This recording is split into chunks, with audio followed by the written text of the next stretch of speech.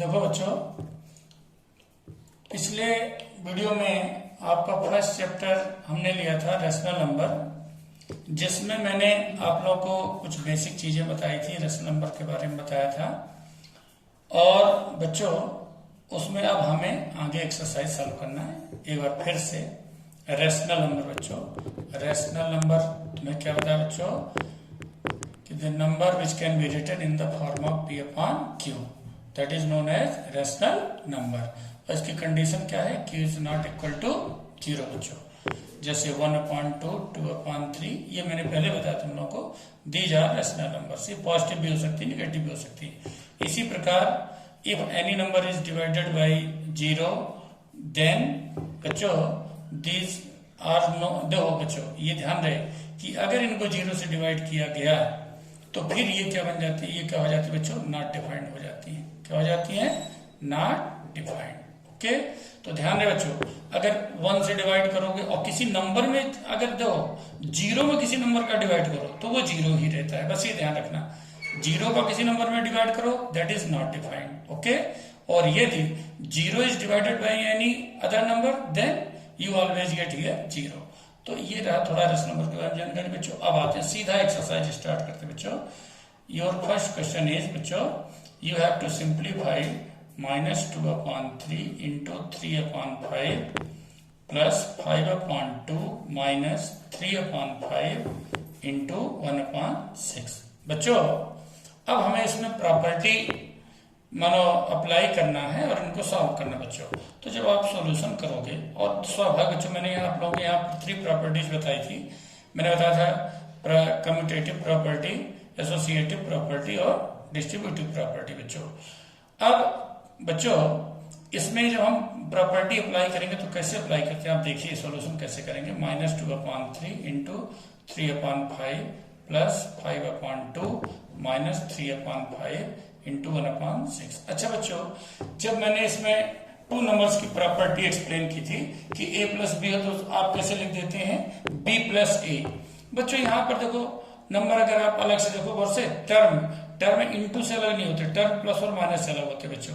तो देखिए 1 term, 2 term और ये 3rd टर्म।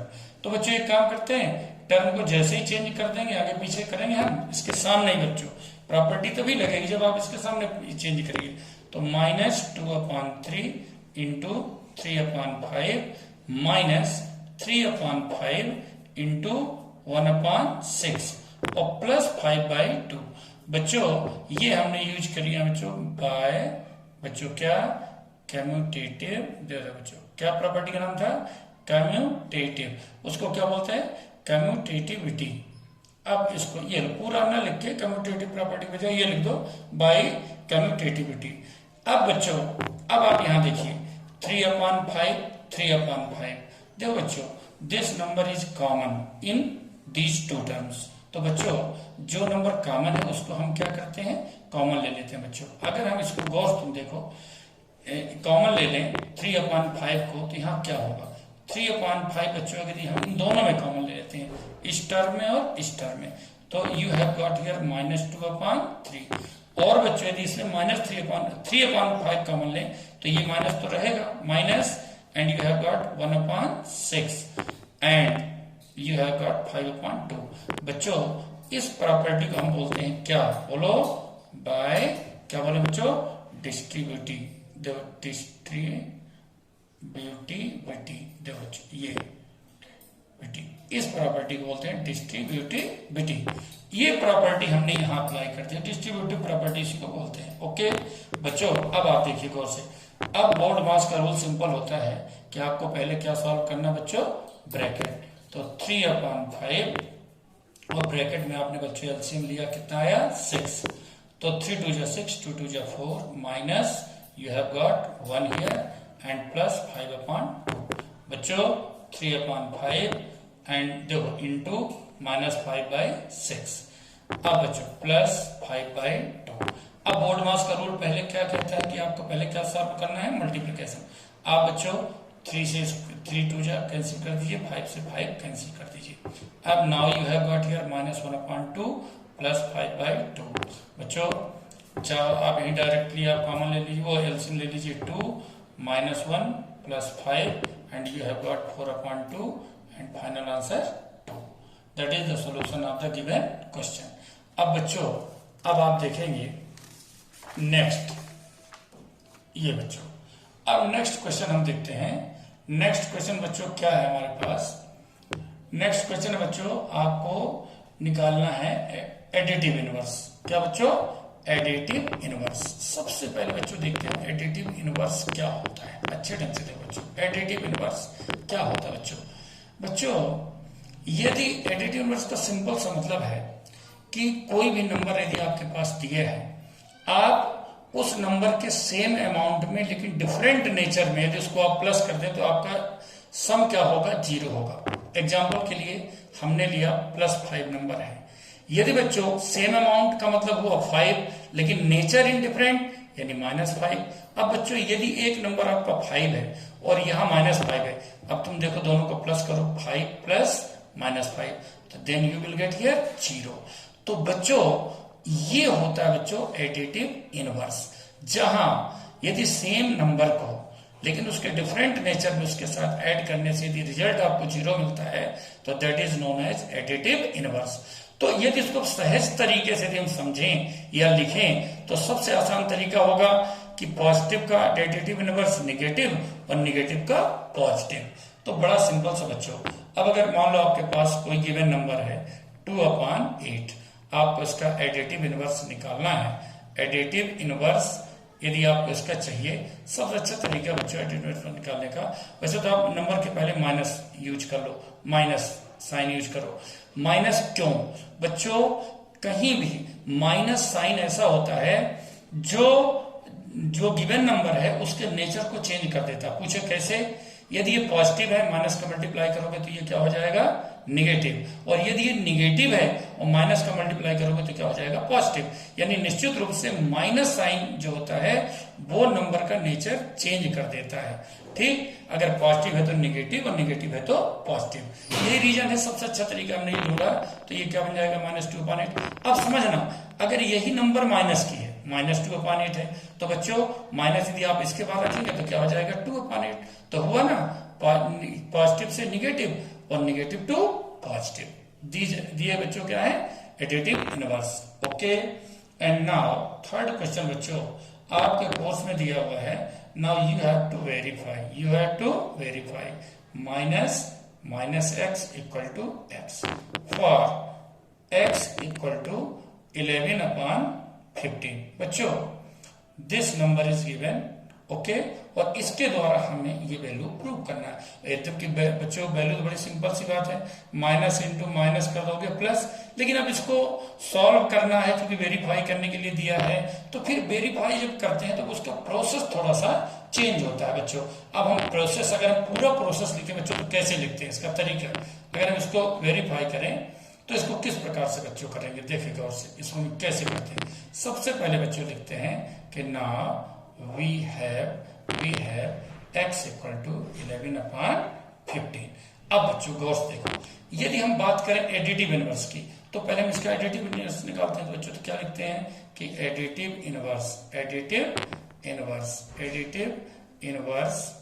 ऑफ, अच्छा गौर देखो, ये x के रूप में लिखा है तो x = 11/15, ये दोनों पॉजिटिव है। जब इनका एडिटिव इनवर्स निकालेंगे तो x का एडिटिव इनवर्स बच्चों क्या हो जाएगा? इज, देखना वैसे x का हो जाएगा -x और इसकी जो वैल्यू हो जाएगी -11/15। अब बच्चों गौर देखो, अब मैंने यहां कहा था इसकी, जब मैंने डिफाइन इसको किया था मैंने कहा था कि देखो the sum of the number and its additive inverse is always equal to 0। तो यहां भी बच्चों नंबर क्या है? 11/15, इसका एडिटिव इनवर्स क्या है? j।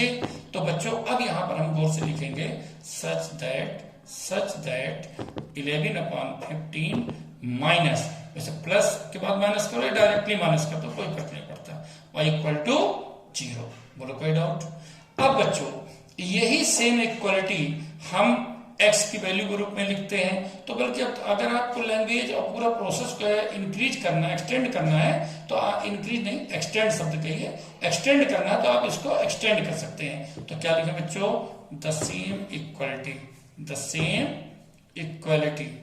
Equality the same equality.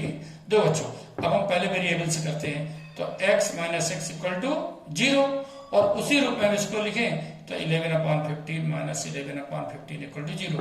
आप चाहो पहले नंबर करके फिर वेरिएबल करिए, ज्यादा बेटर होगा बच्चों। और इसके बेस पे बच्चों हम कह सकते हैं, क्या बच्चों कह सकते हैं कि then additive inverse of additive inverse of 11/15 is minus 11/15, though, and that is the reason why we can show minus x equal to x। चाहो तो यहाँ पूरा लिख दो that is why, या डायरेक्टली कर दो, कोई प्रॉब्लम नहीं। अब बच्चों बस अभी बच्चों आप लोगों का ये आज मैं कंप्लीट कर रहा हूं चैप्टर। ओके, आप देखिए बच्चों, अब इसके बाद है बच्चों मल्टीप्लिकेटिव इनवर्स। क्या बच्चों? मल्टीप्लिकेटिव इनवर्स बच्चों। अब मल्टीप्लिकेटिव इनवर्स बच्चों क्या है, और देखिए, जैसे मैंने अभी एडिटिव इनवर्स में बताया था, क्या कहा मैंने कि if the number is added by its additive inverse then result will be 0। Same बच्चों इसका रूल होता है। मल्टीप्लिकेटिव इनवर्स क्या होता है कि if any number is multiplied by its reciprocal or multiplicative inverse then you will always get here 1। कैसे? अब देखो बच्चों, इसमें होता क्या है मल्टीप्लिकेटिव इनवर्स में, जैसे बच्चों आपके पास जो भी नंबर है 5/6, तो इसका मल्टीप्लिकेटिव इनवर्स क्या होगा बच्चों, जिसको हम रेसिप्रोकल बोलते हैं। क्या बोलते हैं? रेसिप्रोकल इसका बोलो क्या हो जाएगा? 6/5। अब तुम देखो बच्चों, 5/6 में यदि हम मल्टीप्लाई करते हैं 6/5 का, तो बच्चों ये क्या बना? 1। तो बच्चों इसे तो हम डायरेक्ट आंसर इसका सीधा सीधा लिख सकते हैं। मैं अगर तुम्हें सीधे कहूं बच्चों, अगर डायरेक्ट तो आप पेपर में आए तो तुम्हें क्या करना है? Multiplicative inverse of 5/6 equal to 6/5, या इज 6/5। क्यों कि हम इसमें डिनोमिनेटर को न्यूमरेटर पे और न्यूमरेटर को डिनोमिनेटर की जगह लाकर रख देते हैं बस। लेकिन ये तो उसे डिफाइन करके प्रूव करना है, तो फिर ये प्रोसेस होता है बच्चों। ये तरीका है, इस प्रकार से। अब बच्चों इसके बाद आता बच्चों, आपको यदि नंबर लाइन में कोई रेशनल नंबर को शो करना है, सिंपल इंटीजर को तो आप शो कर लेते हैं। देखिए अभी आप लोग बच्चों छोटी क्लासेस में हैं, जब आप बड़ी क्लास में जाएंगे 9th में 10th में आगे बच्चों, और एक चीज ध्यान रखिए बच्चों, जो मेन आपका एलजेब्रा है और ये सिंपल अर्थमेटिक है आपका अर्थमेटिक्स, ये ध्यान रखिए 10th तक ही होता है। इसके आगे आप चाहे कितने भी आगे चले जाए मैथ्स पढ़ लें, फिर ये चीजें आपको मिलेंगी नहीं। ठीक है, इसीलिए आप देखो जो बड़े बड़े टेस्ट होते हैं जितने भी, वो अधिकतर 8th तक के ही मैथ्स में होते हैं, 10th तक के मैथ्स में। इसलिए बच्चों ये बेस है आपका, बहुत अच्छे ढंग से आप इसको मजबूत करिए। समझिए, अब मैं नंबर लाइन ले रहा हूं, जैसे तुम्हारी बुक में दिया पहला क्वेश्चन 7/4। बच्चों सबसे पहले इसको आप मिक्स नंबर में कन्वर्ट कर लो, तो 4 1 4 और 3 रिमाइंडर आपका आ गया, और 1/4। बच्चों अब आपने देखा देयर आर 2 पार्ट्स, क्योंकि 1 इसका मतलब ये क्लियर हो गया कि दो 1 is smaller than 7/4 and it is smaller than 2। क्योंकि देखो ये 1 से तो अधिक है लेकिन 2 से लेस है, तो ये नंबर 1 और 2 के बीच में है बच्चों। तो सबसे बढ़िया आसान तरीका है बच्चों, आप एक नंबर लाइन लो और उसको आप कितने पार्ट्स में, 1 1 2 3, बस 2 पार्ट्स में ले लो तो भी बहुत अच्छा है। ये लो 0 1 2, हमें आगे की जरूरत बच्चों नहीं है, यहाँ इतने से काम। पूछो क्यों? क्योंकि जो नंबर हमें शो करना है वो 1 और 2 के बीच में। इसका बड़ा सिंपल तरीका बच्चों मैं तुम्हें बताऊं, बहुत अच्छा प्रोसीजर है। इसका जो डिनोमिनेटर है 4, इसका मतलब ये हुआ कि ये नंबर, ये बात तो क्लियर है कि इट इज ग्रेटर देन 1, तो ये नंबर 1 के आगे मिलेगी, and it is smaller than 2, 2 से पहले मिलेगी, तो स्वाभाविक नंबर यहाँ कहीं मिलेगी इसके बीच में। तो बच्चों अब जो 1 के आगे वाला पार्ट है 1 और 2 को आप इसको 4 पार्ट्स में डिवाइड करेंगे, जो डिनोमिनेटर आपको शो करेगा 4 5 6 जो उतने पार्ट्स में डिवाइड करिए। आप इसको इक्वल पार्ट्स में 4 पार्ट्स में डिवाइड कर लीजिए, 1 2 3 4। अब बच्चों इसको तुम चाहो तो और अगर अच्छे ढंग से एक्सप्लेन करना है तो यहाँ वेरिएबल नाम दे दो A B। अब ये A के आगे पार्ट गए तो A1 A2 A3 और A4 में अपने आप क्या आ गया, B आ गया, क्योंकि चौथा पार्ट तो तुम्हारा यही है बच्चों। अब हमें इन 4 पार्ट्स में से कौन सा पार्ट लेना है, third part A3. This number represents या this variable represents 7/4. So this is the method to show any rational number on the number line. Okay बच्चों, अब ज्यादा उनको टाइम वेस्ट ना करते हुए बच्चों प्रॉपर चीजें अपन चलते हैं ताकि बिल्कुल अच्छे से आपकी ये यूनिट कम से कम कंप्लीट हो जाए बच्चों। अब देखिए बच्चों, नेक्स्ट क्वेश्चन है आपका कि फाइंड ते बच्चों 5 नंबर्स स्मॉलर और ग्रेटर, उसमें केवल स्मॉलर दिए, मैं ग्रेटर भी बता देता हूं क्योंकि बात तो वही समझाना तो वही पड़ेगा बच्चों। स्मॉलर और ग्रेटर देन -2 -3 कोई भी बच्चों। इसके सिंपल से मैं सीधी नंबर लाइन एक लेता हूं बच्चों, 0 1 2 3 4 5 6 जितना चाहो उतना ले लो, -1 -2 -3 -4 -5। अच्छा बच्चों, वो कह रहा है स्मॉलर देन -2, तुरंत यहां लिखिए आप स्मॉलर देन -2। अब -2 से छोड़ के बच्चों स्मॉलर। एक चीज ध्यान रखें बच्चों, जब मैंने शुरू में तुम लोगों को पढ़ाया था तो मैंने एक चीज कहा था कि बच्चों यहां पर as well as we go left side of the number, then the value of the number decreases, and as well as we go the right side of the number, then the value of the number increased, okay, or increased, इनकी values जो है वो increase हो जाती है बच्चों। तो अब कैसे, -2 है यहाँ बच्चों, ये माइनस। अब इसे स्मॉलर लिखना है छोटी, तो इधर कहाँ जाना पड़ेगा, लेफ्ट साइड। तो लेफ्ट साइड 5 नंबर चाहिए आपको, तो चलिए आप बताइए, -3 -4 -5 -6 वैसे तो नंबर को क्रम सही तो ये होगा, इस साइड से लिखना चाहिए क्योंकि स्मॉलर नंबर तो ये -7 -6 -5 -4 -3 these are the 5 number which are smaller than -2। अब बच्चों इससे ग्रेटर नंबर, चलो ग्रेटर नंबर, चलिए ग्रेटर नंबर बच्चों। तो ग्रेटर नंबर बहुत बच्चों सिंपल है, इसके राइट साइड चलिए, तो क्या बच्चों -1 0 1 2 3, हमको 5 नंबर चाहिए और ज्यादा चाहिए तो और जो भी चाहे आगे लिख लो। ओके बच्चों, ये भी क्लियर। अब बच्चों हमको चाहिए नेक्स्ट है find 10 rational number, 10 rational numbers. बच्चों इसमें थोड़ा लिखने में प्रॉब्लम आ रही है, लेकिन मैं जो भी लिख रहा हूं एक एक वर्ड, एक एक लेटर, एक एक डिजिट के बारे में बच्चों बोल रहा हूं, इसलिए मेरे हिसाब से आप लोग अच्छी तरह समझ लेंगे, ठीक है। थोड़ा सा लिखने में प्रॉब्लम आ जाती है यहाँ पे।